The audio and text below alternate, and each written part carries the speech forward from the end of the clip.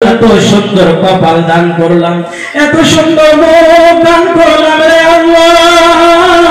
ওই মুখের দ্বারাই তুমি যদি আমি আল্লাহর উপাসনা না করো, ওই কপালের দ্বারাই যদি তুমি আমি আল্লাহর সিজদা না করো, ওই হাতের দ্বারাই যদি তুমি আমি আল্লাহর কাজে ব্যয় না করো, ওই পায়ের দ্বারাই যদি তুমি আমি আল্লাহর কাজে না আসো, ওই কিয়ামতের দিবসে আমি কখন কাহার হয়ে যাব, আমি তখন সমস্ত মাখলুকাতকে যখন একত্রিত করব রে বান্দা, আমি আল্লাহ তখন বলবো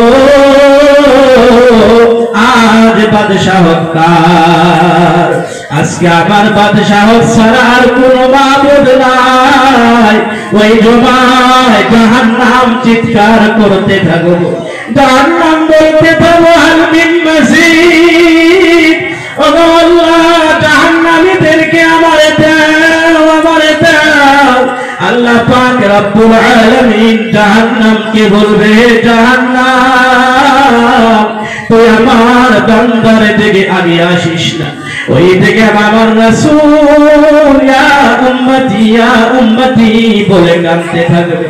আল্লাহ পাক রব্বুল আলামিনকে বলবে, আল্লাহ আমি আমার এতিম উম্মতকে দুনিয়ার ভিতরে রেখে আসছিলাম, তারা বোঝে নাই রে আল্লাহ।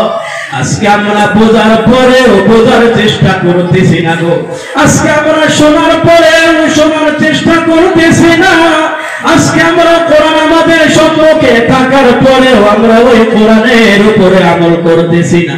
আমাদের ওই সময়ের অবস্থা কি হবে, যে সময় আল্লাহ পাক রব্বুল আলামিন আমাদের জন্য জাহান্নামের ফয়সালা করবে, ওই জাহান্নামের আগুন আমরা কেউ সহ্য করতে পারবো না গো।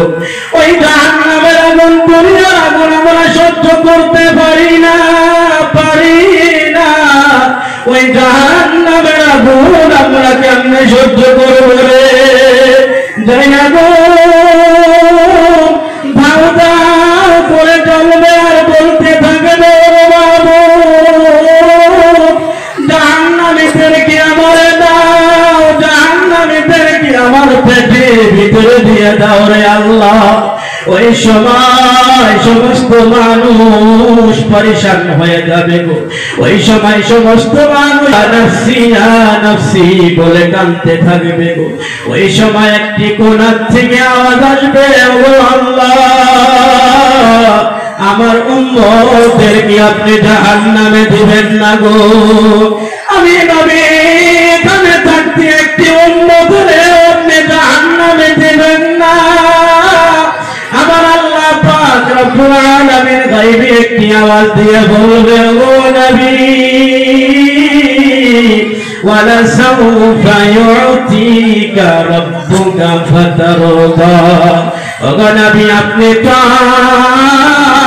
আপনি চাইতে থাকেন, আপনি চাইতে থাকেন, আপনি আপনার নবী, ও নবী আপনার উম্মতদেরকে সুপারিশ করতে থাকুন, আপনি নবী সুপারিশ করতে থাকুন গো নবী, আপনার উম্মতদেরকে আপনি জান্নাতে নিতে থাকুন। কিন্তু ওই কিয়ামতের দিবসে আমি আপনার ঈমান যদি না থাকে গো, আমি আপনি যদি আমি আল্লাহকে চিনতে না পারি, আমি আল্লাহর রাসূলকে যদি চিনতে না পারি গো, ওই কিয়ামতের দিবসে আমার আপনার আমল যদি না থাকে গো, ওই কিয়ামতের দিবসে ওই জাহান্নামের আগুন থেকে আমরা কেউ বাঁচতে পারবো না।